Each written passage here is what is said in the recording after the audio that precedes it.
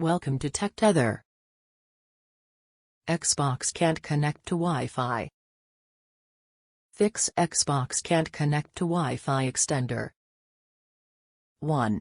Power cycle the network. Unplug the Netgear wireless extender from its outlet. Do the same with the main router. Remove its power plug as well. Next, hold the Xbox button on the console for some time to turn it off.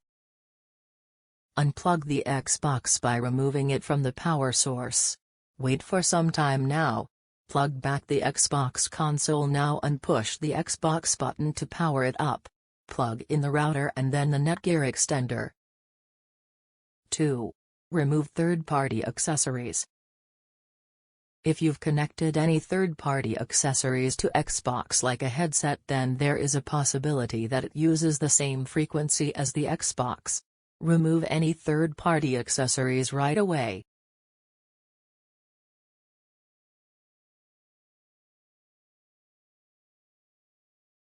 Three. Make a wired connection. Find a LAN cable of suitable length. Insert one of its ends into the Ethernet port on the back of the console and the other one into the Wi-Fi extender. This makes a wired network connection. 4. Update Netgear extender. Your Netgear extender might need an update right away.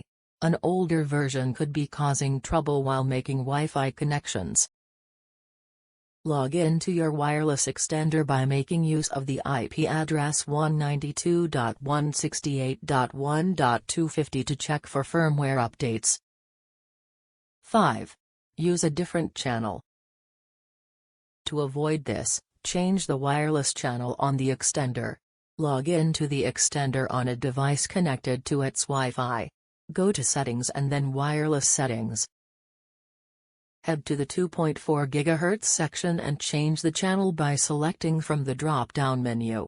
Repeat the process in the 5 GHz section. Save the settings once done.